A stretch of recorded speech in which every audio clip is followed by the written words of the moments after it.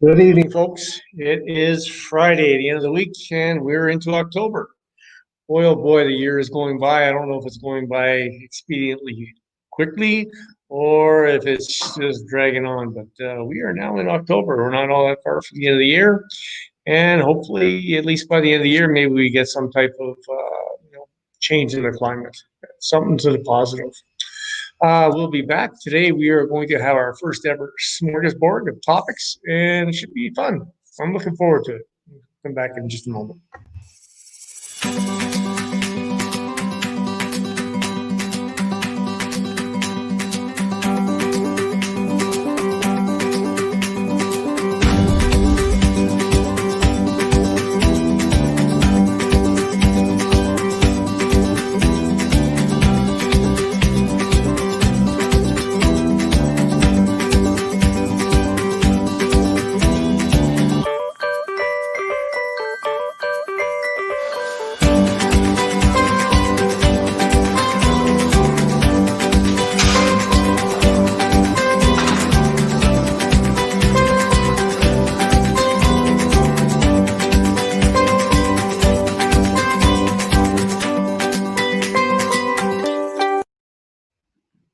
Welcome back, everyone.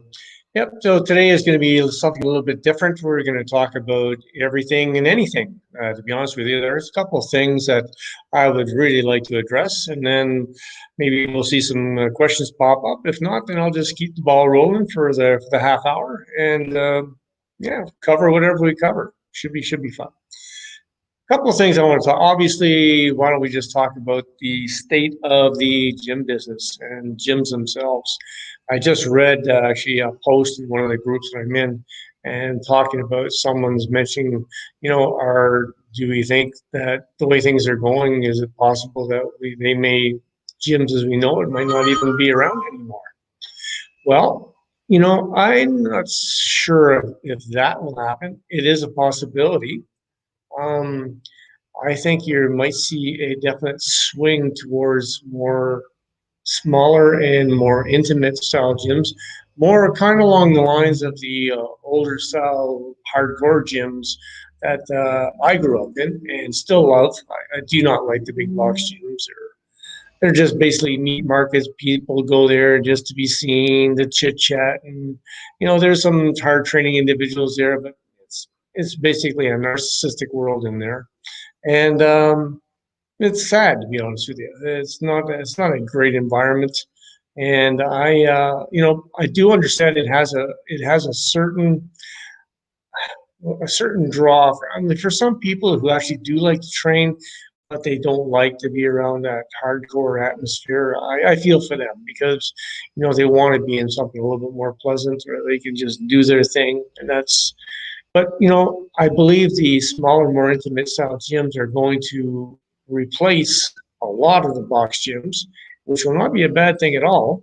But not all of them are going to be hardcore. Uh, I bring up my own, for example. I just wrote back in that same group that I'm actually thrilled because timing I don't think could be any better. It's taken me a little while to get the financials in order to get everything done, but I'm opening my own private club. It's something I've been training now for 43 years and training people for 40 of those years.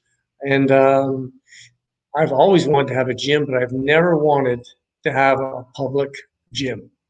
I've just seen too many problems. There's just always issues, people, and most of it stems out of lack of respect for people's time, lack of respect for the equipment. And those are the reasons why I never wanted to have a public gym. But I've always, ever since I started training people, always wanted to have a private facility. So basically a facility where I don't charge a membership. I just basically charge people to train them. So I bring them in. I may have one other trainer on board if I can find somebody who has the same standards as I do, same type of philosophies. Other than that, it would be just me training, one student at a time, or maybe have the odd boot camp, 3 or 4 people. But for the biggest part, avoid the problems of the big box gyms where I don't have to worry about crowds and spacing and everything else. And that's been my dream, so doing what I love to do, because you don't do something for 40 years plus if you don't actually love to do it. and make a good living doing it. So I'm looking forward to that, and I'm hoping that enough people out there maybe want to do the same style of thing. Smaller style gyms, private gyms, work with smaller crowds. It's not going to be ideal for everybody because, many of these gyms that are big box gyms, for example, offer a 24-hour, which is great. I mean, I take advantage of that, right? I train early and, so I don't personally need that atmosphere, which is another topic I'll get into here. I don't need that public atmosphere. I can make my own atmosphere. I'm, long past that where I need to be in a place to get my stimulation from around me. I know what I need to do and I know how to get it done. Okay, so that's one topic I wanted to discuss. I don't know how you people feel about that. If you would like to see that change to smaller, more intimate style gyms, won't put your comments in. Let me know, and maybe we can talk about that a little bit more in the future episodes. The other thing I wanted to talk about was HIIT style training, not to be confused with, so HIIT is HIT, not can be confused with some people do with HIIT, which is more of a cardiovascular style circuit training interval, basically high intensity interval training, as opposed to high intensity training. High intensity training used to go by the moniker of heavy duty training. That was made famous. That name was made famous by Mike Menser. He didn't he didn't invent the system. It was actually invented by a gentleman by the name of Arthur Jones. I don't even know if you even want to call it invented, but Arthur Jones was the one who brought it to light. Arthur Jones also invented Nautilus machines. For those who don't know about Nautilus machines, many of Nautilus machines are first-rate machines. They are designed with a specific purpose. They're not like your typical, life fitness and hammer strength. Not all their machines are great, but some of them are irreplaceable. Dorian Yates goes on record saying the Nautilus pullover machine, for example, if your gym happens to have one, is by far the best back exercise piece of equipment around. And I agree. It basically eliminates all of the weak points in the movement and forces you to, work your back alone. Okay. So high intensity training. Why in the world would everybody not want to do high intensity training? That's a fact. I want you to, wrap your head around this. If I told you, for many people, they go to the gym anywhere from 1 to 2 hours. Some people even more. Okay. And if I told you that, and they're in there sometimes 6 days, sometimes they never even take a day off until they're burnt out. Okay. So what if I told you there's a system out there that allows you to train, once every few days, or train your body parts over the course of anywhere from, hold on just a second here, folks. I just gotta take care of something here again. But for